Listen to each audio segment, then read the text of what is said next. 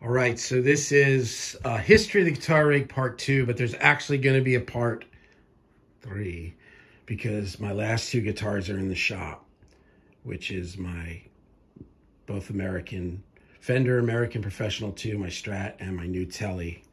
The dude's going through them, but a few things are back. A few things that I said wrong in the first one was I said the baritone standard tuning with a drop B. I was thinking they were 7 strings.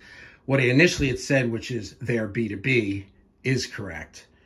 So the baritones are B to B with a drop A for that most recent song, and the one is the ESP whatever LTD Viper 400B, and this is the Gretsch, both with string joint strings. There's my 12 string, which this wasn't here, this was in the shop. Oh, look at that, man, purple sparkle. What's funny is I was just so hooked on watching this documentary on Tom Petty that I watched over at my buddy Rob's house. I'm like, I want like a 12 string, but I didn't want to go buy a Rickenbacker. I want like a Dano, and I want something funky. I went on eBay, that was there. I looked, and I was in Raleigh, and it said Raleigh. I called, the guy lived like 10 minutes from my house, and I went right away and just went and picked it up. Great guitar. A couple of the frets were loose, needed just a general setup and some love, and he did a great job. So what else? My black Les Paul was strung this morning by me, and it's really nice. I put back, fresh set of 11s in E flat. And this is my Tele that I've had since, I've had this about 15 years. It's a road worn, kind of tricked out, new bridge, new, pickups. It's got the V mods, and he worked on this and he's got it really playing nice. So that's cool. And what else? Well, the two guitars aren't here. So basically what I have here is a Mesa traditional slant with a X pattern of Vintage 30 and greenback. So I can get multiple different combinations. I have the 57 and the 160 on the Vintage 30. I just have a 57 on the greenback. And this is, because of the size, I had like two cabs, and then they were like too high. And, yeah, in a perfect world, that's really nice. A lot of variety. But then a lot of my guitars were up here in this like rafter thing in the cases. And you know what? I want my guitars out. I mean, cabs are cool, but guitars are cooler. So yeah, this cab gives me basically a Vintage 30 sound, a greenback sound, or a blend sound. And honestly, 100% of the time, I just use the blended. I just figure out the way I like it. This is a 90s matchless cab with the, it's 4 ohms with a greenback and an H30 with the setup with the 57 and the TLM 102, just like Zach Wish, inspired by my homie Zach Wish.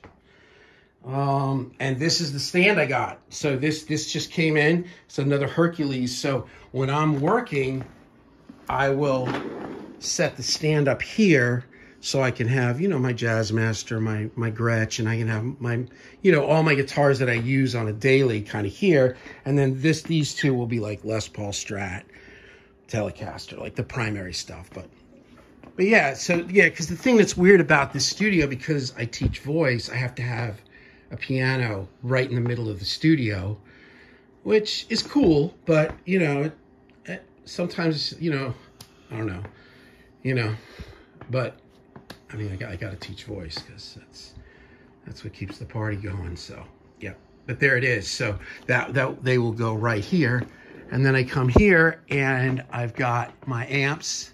So these two were bought around the same time, maybe 11, 12 years ago. I was on the search. I was really going through my phase of really going after that Def Leppard, like that Steve Clark sound from the first 2 records. And he was using, I think, like a 79 or an 80, kind of like a first year 800, which was like, this is a JMP that it was kind of a transition between JMP and 800. I think he had a transition one. That's what I'd read. So I was looking for kind of like a 79 or an 80, 100 watt with a master volume. And a guy I knew that was a broker, I think up in Chicago.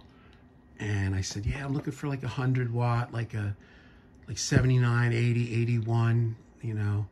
And he says, well, I got a 50 watt stock master volume JMP 77 50 watt. And he said, it looks almost new. And he said, it's the sweetest sounding Marshall. And this is a Marshall broker. And I was like, yeah, I don't know, 50 watts. Like, I don't know. I want the low end of the low. I don't know. I just was like, all right. I bought it. I don't know. I probably paid 16, 17 for it. Price, this thing now is probably goes, in this condition, probably get 35, close to 4 maybe. I mean, you see crazy prices. Anyway, he sent it to me, and I'll never forget, me and Johnny Wooten plugged it in. I hit the first A chord, and I was like, oh my God, I'm never getting rid of this amp. And I still haven't gotten rid of it. And it's just got JJ EL34s in it, and really done nothing with it. It's just, I think I retubed it when Dave Friedman was teching at the time. Oh no, I was in Raleigh, so that was Yance. I took it to Yance, fresh tubes, checked it out, biased it, whatever, stock. Just brutal. Right around the same time, I was also going through this whole modded Marshall thing, and I bought for a shootout an amp shootout I was doing in Raleigh. I bought 3 modded Marshalls. I think I can remember this. I bought a Cameron modded Jose. I bought a Cameron Atomica, but this was the new company that Brad and those guys from Rig Talk had. It wasn't done by Mark. The Atomica, which, if you know the history of this, like Mark, I guess, took over the estate to help try to figure out what was up with the Jose stuff, and there was an amp there that said Atomica on the side, so whatever, who cares? It's a Marshall. But, so I had a Cameron, non-Mark Cameron Atomica, which wasn't a CCV, it was called Atomica. I bought a Cameron modded Jose, and I bought this, which is a Cameron modded Ocean. And I had all 3 of them. And you know what? They all were cool. I didn't care for the Atomica. I remember it was very like kind of stiff and hard and harsh, like, I don't know. The Jose was nice, but this was like more like me. This had a little bit, I wouldn't say it. I played an Uberschall, and it felt more like a Marshall that had a little bit of an Uberschall thing to it. It was more, it wasn't so mid-rangey like a Jose is. So basically, Mark was doing Doug Aldrich's Marshalls at the time. This was, I think, probably early 90s. I don't know, but I think, so yeah, I'm remembering what Mark told me, that I think that Doug at the time was maybe in Whitesnake, but he was like, yeah, he's like, yeah, the Jose's are cool, but they're too mid-rangey, and they get too much gain. Like, they sound too small. Like, they sound too like focused and pinpointy. He says, I need something with like maybe a little less gain and more less mid-range, more full body, like more warm, maybe more like a Bogner kind of thing, right? So Mark's had an amp of his or something, or took an amp. Said, well, let me mess with it. So Mark did a mod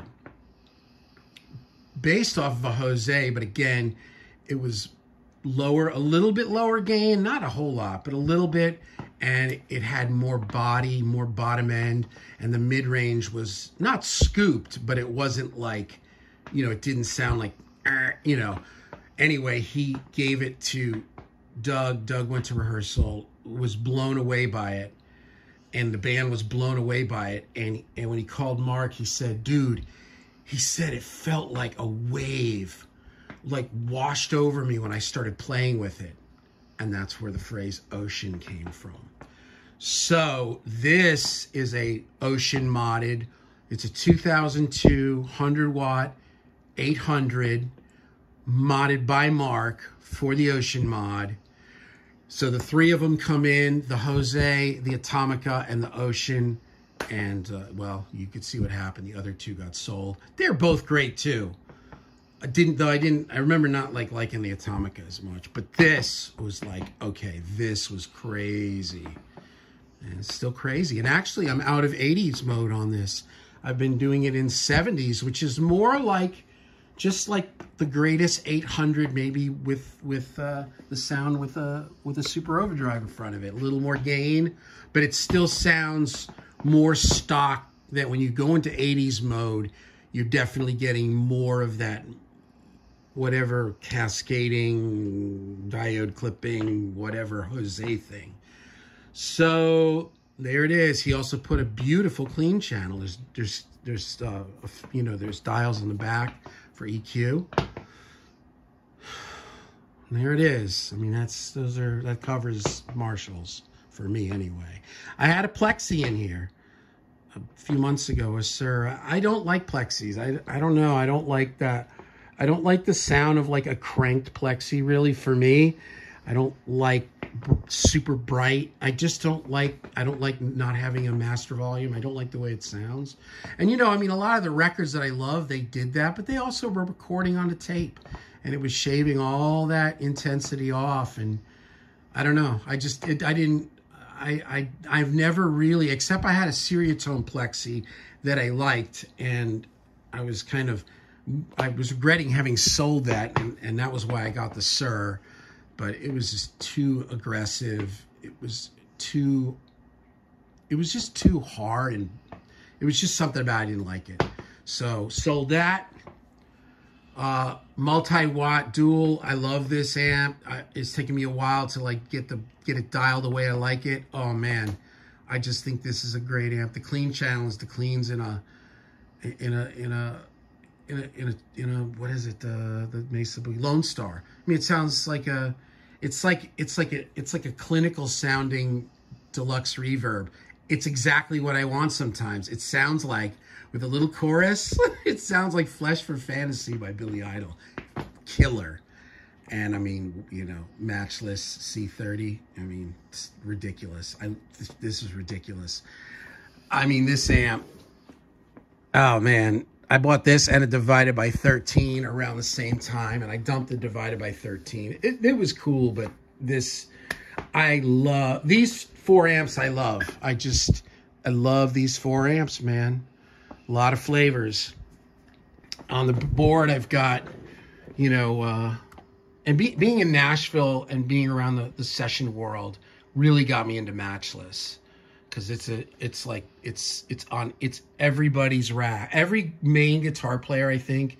I saw a thing the other day with Brent Mason. He's got one, you know, all of them. Derek Wells, Kenny Greenberg, they all have the C30. So, and I know why. I can C30 why. You know, graphic. This is that Sir Woodshed. I really love this. I'm not really a compressor guy, but this is awesome. And, you know, OCD, an 808. This is awesome. There's a shootout that some nerd. Oh, was it the dude from 5 Watt World? I don't know. It was somebody, and he did a bunch of clones, and I like this one the best. And he did too. He ended up buying it, and it's made here in Nashville. It's by Mythos. It's called a Meunier. I cannot say enough good things about it. It's just killer. Just a killer overdrive. And then, you know, I've got the super overdrive, which is kind of a thing, you know, that can be cool with the Marshall. It can sound a little 80s. So, you know, and I've got here a fuzz that I switch out right here. And I've also got an EP booster. So, you know, I can switch those out. And then I've got an El Cap. So this is like in line. This would be going in front of the amp. I don't really like the El Cap in the loop. I mean, just El Cap, man. It's like, to me, that's the one. That's the tape delay. It's just great. It's just great. Easy to use. And then I've got the Trio of Doom, the Strymon. Now these are linked together in stereo, and I run them a lot of times through the loop. And I run the Mesa and the Matchless in stereo with like left side of this chain going through the Mesa, right side going through the Matchless. And I do like stereo, everything, reverbs, choruses, delays, you know, tremolos, you can do anything, right? It just sounds great. And I can also patch these in front. I can do whatever I want, but yeah, there's the pedal board. Wow. Yeah, it's like, oh, I don't know. I can't seem to get the sound. It's like, oh yeah, well, you don't know what you're doing. Bunch of cables, bunch of volume pedals and expression pedals. This is the expression pedal for the Kemper. These two are for the Axe-Fx. And I've got back a Kemper. I got a great deal on this rack. And you know, I mean, I've said this before. This is my fourth Kemper. I go through phases where I sell them, but this last year I had to recall a bunch of old mixes and do different TV mixes and different mixes for film and television. And man, if it wasn't like a whole bunch of times I'd be like, wow, that guitar's awesome. I look in the comments and it would say Kemper. So I've got everything in there. I've got, and I use that a lot for high gain because I've got VH4s that I love, you know, Bogners that I love, a lot of things that I just don't own. I've also been using the Matchless in here, even though I've got a Matchless. I don't know. It's really nice. So there's that. And then I've got the FM9, which when it was all said and done, to me, this is the king of modelers. Nothing, you know, Quad Cortex, Helix, they're all secondary. Yeah. I bought a Helix a couple of weeks ago and it was not for me. So I've got an FM9, and it's the turbo, so it's really, I can do everything in stereo and high res for the studio, but it also has my live set, and I've got, you know, a little, whatever, Line 6 power cab for gigs, except now Church is going like totally silent on stage. I can still bring that, but we got a new sound system and we're doing in-ears. So anyway, but there it is, little line, a little Axe-Fx FM9 turbo. It's just, I love this thing. I mean, everything I have, I love, or I wouldn't have it, right? Here's my amp switcher and my amp selector. You know, I can run up to 4 amps and a tuner all at the same time with ground lifts and polarity things. It's the Radial, what's this thing called? I think I've covered over the name. Why can't I think of what it's called? Whatever it is, headlight. And this is the Reactive Low. And honestly, I went through this little phase where I was going to be like, I want to do IRs because I don't want to hear the amps and the cabs and everything. And I did it, and it was cool. And then I just never did it again. I think I'm going to dump this. I don't know. I don't need that. Here's my KGB A Designs Awesome DI and Little Labs, whatever this is, Red Eye, which I use for reamping. So this is like my little DI amp selector switcher. And these are the backs of the, I'm kind of ghetto fabulous, but these are plugged into the back of the amps, and that's how I plug in. Like there's the Mesa cab, and there's the Matchless cab, and I just plug them in and unplug them. You know, maybe one day I'll have an amp Pete or some sort of selector, but right now, that's what I got. And then I got a pair of distressors that I'll run with guitars. I've also got GML 8200. Most of the time, if I'm using like 2 channels for guitars, like 57, 421, or 57, like M160, I will go into the Burl B2. That's definitely the bomb. That's like just like a $2,500 2-channel converter, but it's got transformers in it, and it's just brutal. And then I'm using just this a lot. This is just the Avid HDIO. Sounds great. You know, it's tall, it's got a lot of headroom, it sounds big and wide. Doesn't have quite the muscle of this, but it sounds great. So depending on what, like if I'm going like Axe-Fx or Kemper straight in, I always go into this. And sometimes I'll even go into the distressors and crank them a little bit and get a little bit more. Ugh. Here's my Sans amp for bass. And here's my mic pre's for the guitar sounds. Pair of Brent Averill 1073s, pair of API 512Cs, and a pair of Montesi Reds, and that's what I use. And that, I think, is really, I think that's part 2. And yeah, that gives you, so when these guitars get back in the next day or so, we're going to do part 3, and then we're going to end it. And like I said in the last video, I got some new clothes. I'm going to be shooting in front of the camera. We're trying to get our mojo back. But there it is. Oh, yeah. Can't do it without a Polytune.